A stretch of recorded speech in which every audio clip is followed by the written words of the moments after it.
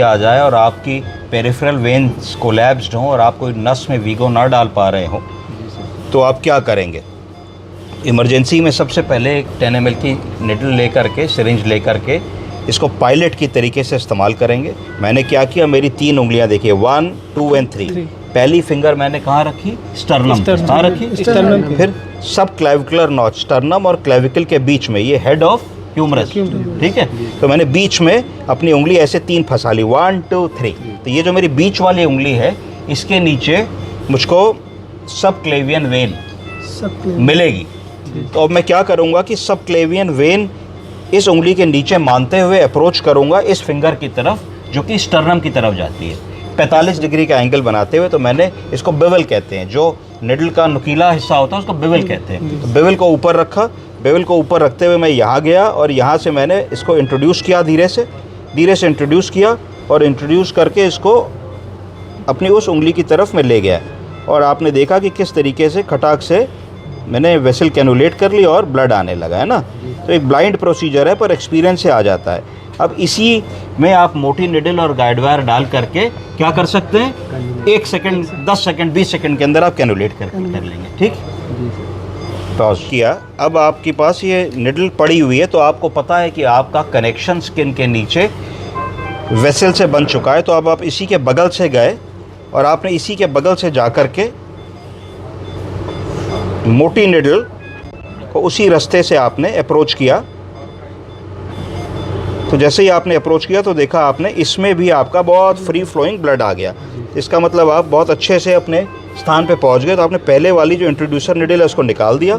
अब इसमें आपको क्या करना है, अब इसमें आपको एक गाइड वायर, क्या डालना है, गाइड वायर है ना, गाइड वायर डालना है जिसके ऊपर आप कैथेटर को चढ़ाएंगे। तो ये आपने गाइड वायर लिया और डिस्टल पोर्ट से आपने गाइड वायर को धीरे धीरे करके इसमें आपने डाल दिया। तो आपका गाइड वायर कहाँ चला गया, वेन के अंदर चला गया, ठीक है।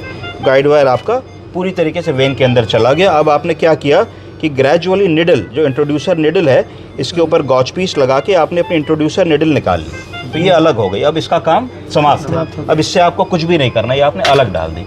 अब आपको डाइलेटर की ज़रूरत है। अब आपको रास्ता बनाना है, स्किन, टिश्यू, मसल, फेशिया के थ्रू ब्लड वेसल तक का रास्ता बनाना है। तो आपने अपना डाइलेटर लिया और डाइलेटर को आपने इस गाइड वायर के ऊपर धीरे से चढ़ा दिया और चढ़ा करके आपने क्लॉकवाइज एंटी क्लॉकवाइज मूवमेंट में ऐसे धीरे धीरे करके आपने इनको यहाँ तक गए और आपको जो रेजिस्टेंस मिली, आप अंदर बाहर आपने किया और एक टनल बना ली। क्या बना ली? गुफा, टनल बना ली।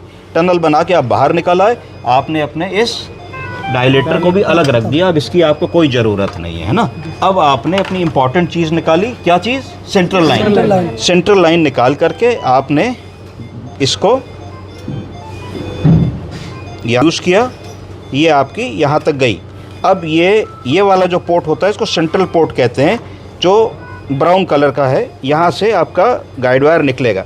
तो देखिए यहाँ से आपका गाइड वायर निकलने लगा। क्या निकलने लगा? Guide wire. तो ये पकड़ लिया आपने और इसको धीरे धीरे आपने इंट्रोड्यूस किया, आगे बढ़ाया, इसको आपने आगे बढ़ाया। तो ये आपका ये सेंट्रल लाइन आपकी चली गई और आपने अपने गाइड वायर को धीरे से पीछे खींच लिया। क्या कर लिया? पीछे से खींच लिया। अभी आपकी लाइन ठीक गई है कि नहीं गई है, इसको आप एक बार वो भी कर सकते हैं, चेक कर सकते हैं। चेक करेंगे इसके पीछे आपने जो आपकी इंट्रोड्यूसर निडल थी, सिरिंज, उसको निकाला और देखा कि कितनी अच्छी तरीके से फ्री फ्लोइंग ब्लड आ रहा है। अब आप इसे ब्लड लगाओ, दवा लगाओ, सैंपल भेजो, ब्लड कल्चर भेजो, जो आपको करना है आप कर सकते हैं। इसको फ्लश कर दोगे जिससे कि ये आपका ये लाइन ब्लॉक ना हो जाए। इमरजेंसी में ये काम होने से हम मरीज़ की लाइफ को सेव कर सकते हैं, मरीज़ को क्रैश होने से बचा सकते हैं। धन्यवाद।